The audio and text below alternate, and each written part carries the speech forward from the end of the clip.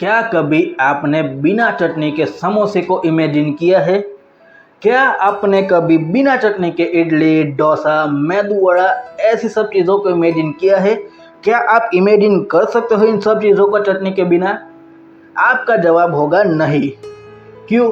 क्योंकि इन सब चीज़ों का स्वाद चटनी के बिना अधूरा है।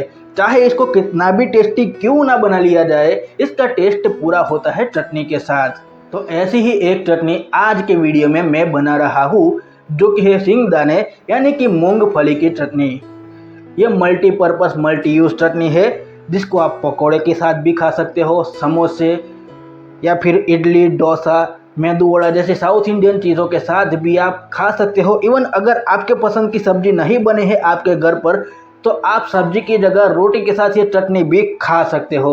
तो चलिए शुरू करते हैं आज का वीडियो और बनाते हैं मल्टीपर्पज सिंगदाने यानी कि मूंगफली की चटनी। चलिए शुरू करते हैं।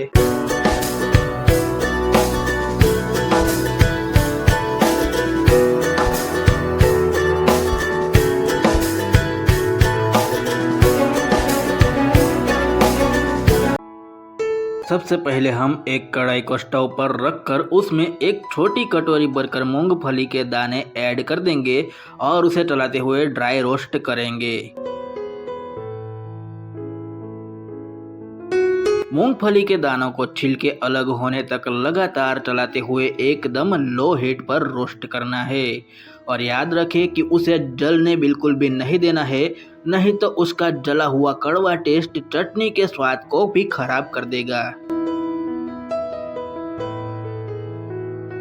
तो ये हमारे मूंगफली के दाने भून चुके हैं, तो अब हम कढ़ाई को स्टोव से हटा देंगे और एक प्लेट में निकालकर उसे ठंडे होने देंगे। मूंगफली के दाने ठंडे हो चुके हैं, तो अब उसके छिलके हम इस तरह से हाथों की मदद से अलग कर लेंगे।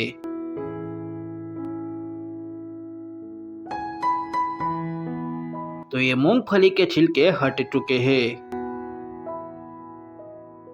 अब एक मिक्सर जार लेकर उसमें मूंगफली के दाने डाल देंगे। फिर उसमें हम ऐड कर देंगे 2 कटी हुई तीखी वाली हरी मिर्ची, 2 साबुत लाल मिर्ची, 4 लहसुन की कलियां, स्वाद अनुसार नमक और करीब 1 कप जितना पानी हम मिक्सर जार में ऐड कर देंगे। अब इन सब को फाइन पीस लेंगे।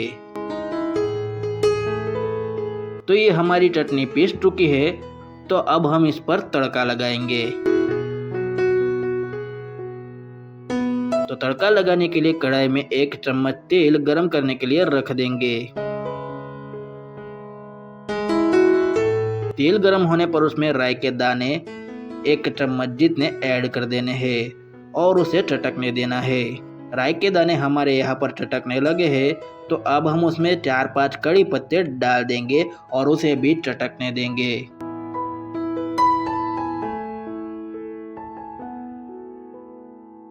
ये हमारे कड़ी पत्ते चटक चुके हैं और तड़का रेडी हो चुका है, तो अब हम कढ़ाई को स्टोव से हटा लेंगे और फिर उसमें वो पीस कर रेडी की हुई मूंगफली की चटनी डाल देंगे और उसे अच्छे से मिक्स कर देंगे ताकि सारा तड़का जो है वो चटनी के साथ मिक्स हो जाए।